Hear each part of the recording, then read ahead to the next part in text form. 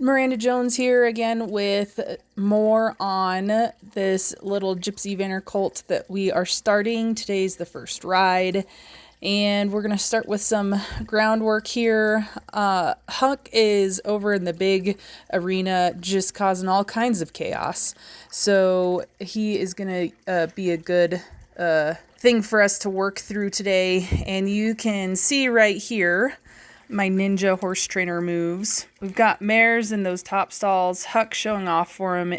CowPie's totally more concerned about that than me, so I eat his lunch. He's got 3 seconds to die to get his act together and not try to bash my head in. And that's how we're setting the tone for today, because I'm going to be riding him and I'm not taking any chances of him being distracted while I'm getting that first ride done. And it's also a blessing to have these things come up so we can address them. Even here, again, trying to run me over, not caring where I'm at. Watch his feet. He tries to run me over. 3 seconds to die, get out of my space, let's go. So we're gonna start with some round pinning, and this is actually CowPie's first time in a round pin. I don't have a round pin up at the ranch, and there wasn't one at my friend's facility, so this is the first time we've gotten to do this. I am excited to put him in here and have him go around, so I'm really just taking his temperature right here. Everything that he's doing, that shake of the head, the speed, his posture, his ears being up, you'll see his tail go up here in a little bit, is telling me how distracted he is, so we're just gonna let him get it out. He gets a little frisky. Watch this right here. He's gonna be naughty. Woo! Tries to kick at me there. I think in this case it's more of a not actually trying to kill me situation. He would have been a lot more angry and quick about that and done it a lot sooner if it was. But just know when these when these horses are fresh and distracted like that, you always want to swing your rope at them and keep distance that's longer. There goes that tail. He's really excited because Huck is just ripping up and down the arena on the other side. Always keep distance that is longer than their back feet between you and them when they're going nuts like this. I can tell you from experience, if you do get kicked and you're in that no man's land, that it is not a fun thing to deal with. So we're not going to get going anytime soon on any of the stuff that we worked in the previous episode until we get that head to come down, the tail to relax, his ears to start checking in with me. As he's going around, he doesn't even really have an ear on me. They're totally paying attention there. You can kind of see he flicked it at me. But he is totally concerned about Huck going up and down the side of the arena and the mares up top. So how I handle this is I'm just having him go around and make a big deal. If he tries to slow down that stride, I'm making him go a little faster, a little harder. Right here, he wants to stop and just gawk at everybody, so we send him off because he needs to get that energy out of him, and he also needs to start paying attention. So I need to make myself interesting. I talk about this in my book, how important it is to be more interesting than his environment. So we're going to use a combination of two things today to get that done, which is getting him a little bit physically tired so that he wants to pay attention to what's up. And then here, I am getting in his way to stop that forward motion, so he'll start to look at me. He's had enough time to go around the round pen to start paying attention to what's going on. And now I'm starting to cut him off at the front so that he will turn around and look at me. Right there, I start walking towards that front end of his, and he totally ignored me. So that's when I cut him off and swing the rope pretty aggressively. We're going to do it some more here. That time, he was a lot better when he turned and left, but he didn't look at me. He just turned away when he started moving off. So we're going to keep cutting him off at his head until he decides to turn and look at me. And look right there, he did it. So that is, to me, saying that, he's ready to pay attention. He's ready to start working with me. I give him a reward with that. And it proves it right there when he wants to follow me along. Instead of paying attention to the chaos, he's like, okay, yes, ma'am. This is a better choice than being distracted with everything else. So we put the lead rope on here, and we are going to get to work. We're going to work on some of those skills that we worked on in the previous episode, if you want to watch those. And last time I talked a lot about being pretty passive about some of his antics, and that was to establish the thing that I really wanted, and that was the going forward. And you can see it worked. His forward is way better today. But the thing that you can notice that's very different is I am quite aggressive, and that pressure and the intensity is on today. And that's a very important thing when you are getting ready for that first ride. You don't want everything to be this quiet, calm situation. I want the act of my butt being in the saddle and being on top of their back being the most chill, relaxed thing they do all day. And in order for that to happen, that means everything else I do on the ground has to be very intense. So you can see when I'm asking him to go off, I'm asking him to do a lot and go off. Here, as he's going around me, I'm not only asking him to go forward, but I also don't want him to be pulling on my hand. What that turns into when he's pulling on my hand is a wrestling match when I'm on his back and I'm trying to take control. So as he goes around, I'm bumping him off that lead rope so he creates that droop. Okay, right there, he was looking to the outside, so I want to turn his front end to me and start looking at me instead of trying to turn to the outside when he's putting slack in that line. And here we're just working the other side, getting that same kind of feel where he's putting some slack in that line instead of pulling straight against it as he goes around. One of my clients comes check in, see how things are going here. And he's, for as intense as I have been with him, he's actually being really good. Like, he's not very explosive. He's definitely paying attention. You can see that ear is staying on me, and he frequently perks his ears. But you can also see that he is a little standoffish, like, holy shit, this lady's got a different energy about her today, which is what I want. I want him on that edge of, like, if I don't pay attention, something could be wrong, because there's a lot going on the outside of this round pen. And if I'm in here with a passive, very calm energy, he's just going to ignore everything I'm doing. And I need him to be incredibly focused right now. So I would encourage those of you who have a distractible horse, one that's got a lot of energy and just seems like they're distracted all the time, make yourself more interesting. Make it important for your horse to pay attention to you. I'm still going with this back and forth because you can see he keeps just trying to, like, turn and leave. And I need him to turn and stand still and to come off of that lead rope. And I'm asking for a lot. Like, I really want it to be to where he's not pulling on me at all. And I want him to come to me, and I want him to stay put. There's kind of a lot that I'm asking for all at once from him, which is totally fine. Like I said, the most important and relaxing thing today is going to be when I sit on his back. And that's why we're asking for a lot on the ground.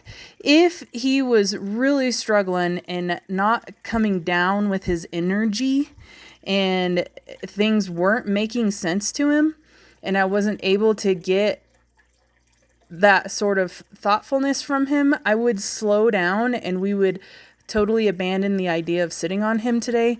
But he's really acting pretty good. He was feeling softer and softer in my hand. You could tell his energy was going down instead of escalating. If this stuff was scary and he wasn't okay with it and it wasn't making sense, then you could see him getting more and more frantic. But look at his eye while he's close to the camera. It's not huge and startled and frightened. He keeps his ears on me. He's doing fine. He's handling this pressure well. So I sped up this saddling part here. He's been saddled a few times by now. So I'm trusting him to stand where I put him because we've worked on that a lot with the saddling, and it's good for him to have the accountability of, like, when I put you in a spot, you need to stay there. He does pretty good with the whole situation. So we're just going to speed this up so we can get straight to that first ride. All right, we're all dressed now. And we need to put a helmet on for this first ride. Honestly, I wear helmets for probably the first 30 to 60 rides on a horse, and it really kind of just depends on the horse.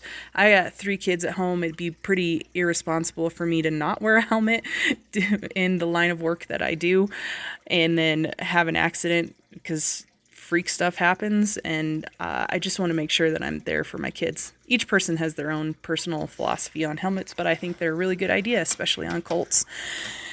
And here we go. Now that I got the saddle on, just making sure those buttons work with the cinch tight now, and they do, except for the stop. Watch this, guys. Ask for a stop, blows right through it. So I'm going to correct it right away. So important. Correct it right there. Say, hey, bud, frickin' stop. Because when I'm on his back, I need him to respond to that, and I need him to be with me.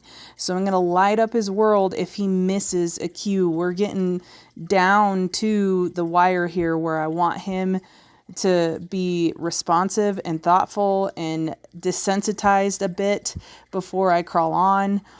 So we're getting the stop a little better, but he's not yielding those hips and disengaging those hips. I try not to focus too much on the disengaging of the hips. If it's a performance horse, this little guy is probably going to end up being somebody's little pleasure horse or something. So I want to make sure that he has a really good emergency stop break for whoever he goes to. And that is what that disengaging of the hips. I'm being really big and powerful about this because I want to make sure it works, and he keeps blowing through my cue on it.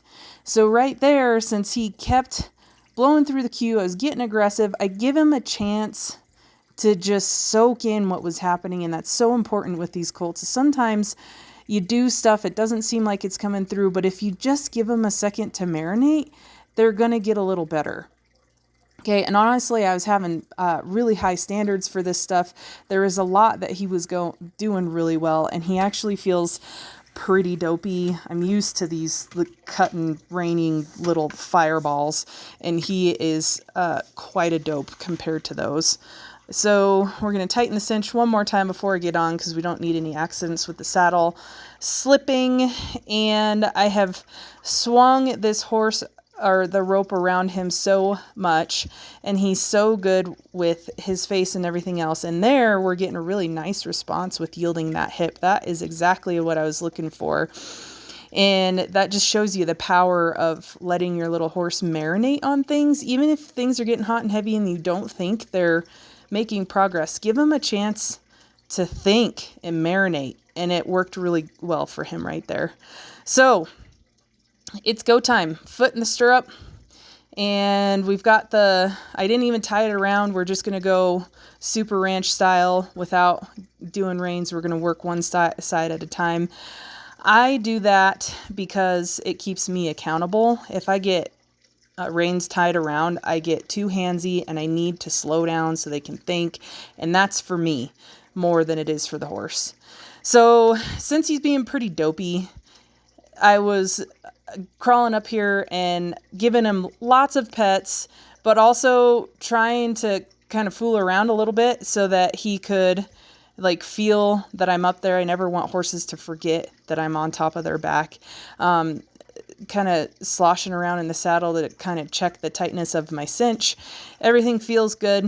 I'm going to get up and down a few times to build his confidence about me just getting in the saddle. And you can see I am not being careful about this.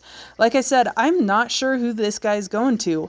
So when I'm starting these colts, I make sure that they're dummy proofed. We're not tiptoeing around any of the stuff. I want to make sure that he is going to be good for whoever he goes to, whether they have a ton of experience or not.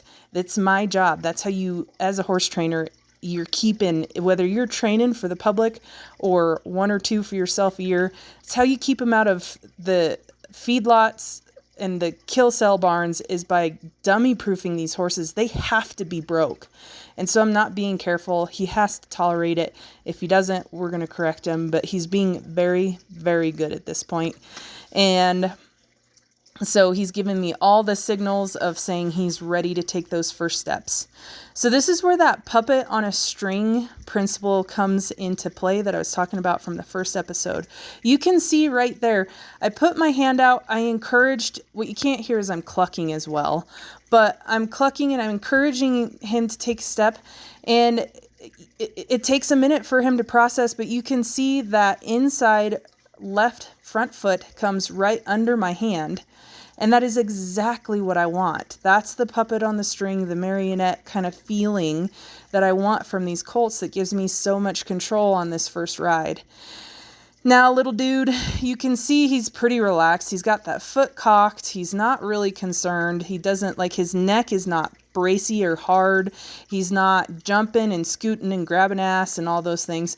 So he's given me all the vibes that he's going to be pretty good with all of this stuff. So we're just going to keep reinforcing that puppet on a string and following my hand with that front left foot. But even if he steps with something else in his body when I ask him to go, I'm going to give him a little release to encourage him, because he's kind of a sticky guy anyways. We've seen that. To encourage him to move his feet. When I start clucking and moving with my legs, I want his legs to move. That is the big picture right now. If we get that puppet on the string situation, that is like, what am I trying to say? Icing on the cake. So here we go. We're switching sides. He gave me a couple good efforts on the first side to the left.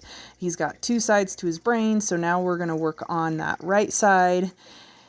And just like we said in that first video, we're just being annoying with the cue. I don't actually need his head to come around this far. I am just, you can see with my hand, I'm not bracing. I'm tap, tap, tap, tap, tap, being super freaking annoying with it, so that he doesn't get a chance to just get used to it.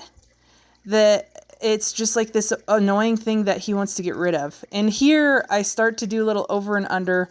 And for all my keyboard trainers out there that think I'm abusing this horse, I am hardly flopping that rope. I am just doing enough to get some momentum to carry it across his head so I don't bash him in the ears while I'm trying to do this. So he is not getting whipped. He is getting the same sensation as I would if I was on the ground. And right here, that's where that little exercise with the one rein stop came in handy. He knew exactly what was going on. I was asking him to yield those hips after I got him to go forward, and he did exactly what I said. And so here, more dummy proofing is just, I'm being a little wild and trying purposely to get him quite desensitized from a person being up here. And this is the best time to do it on this first ride, to get him real relaxed with things. I promise you I will start riding pretty in the following videos, but we need to just establish that being up here is not a big deal, and that you don't have to sit pretty and barely breathe, and if you sigh, he's going to blow apart. I want to make sure that he's just going to be okay with everything. That's why we have lots of ropes flopping. The very specific thing of just moving when I ask him to is the one thing we're looking for. That you can see, he's so true to character.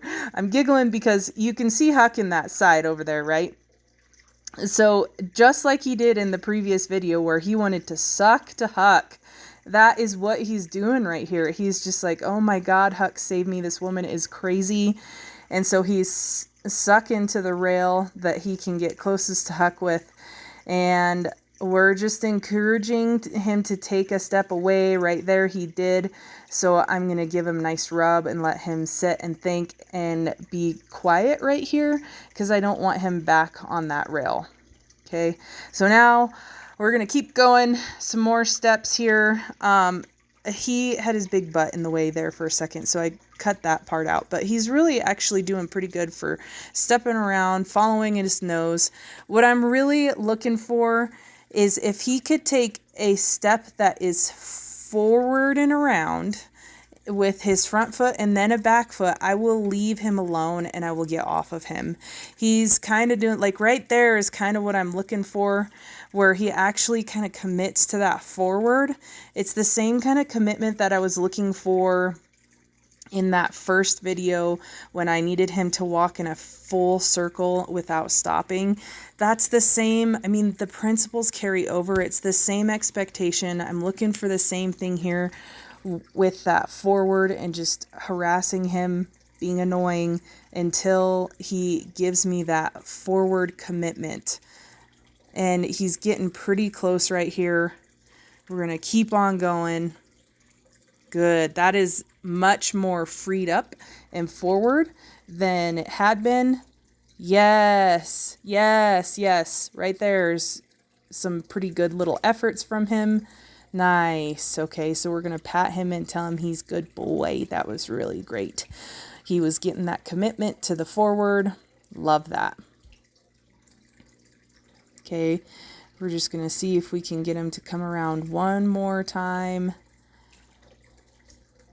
That was beautiful right there. He moved his hip when I asked for his hip.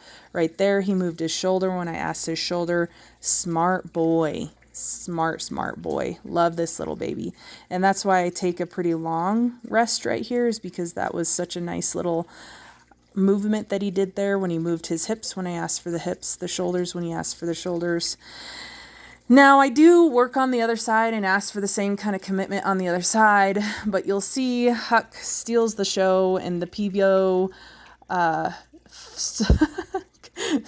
focuses on Huck, and you miss out on the same sort of progress that we got with CowPie on the other side. But you can see him there. He is working. He is doing a good thing, but you guys get to leave with a nice little view of Huck in the background here.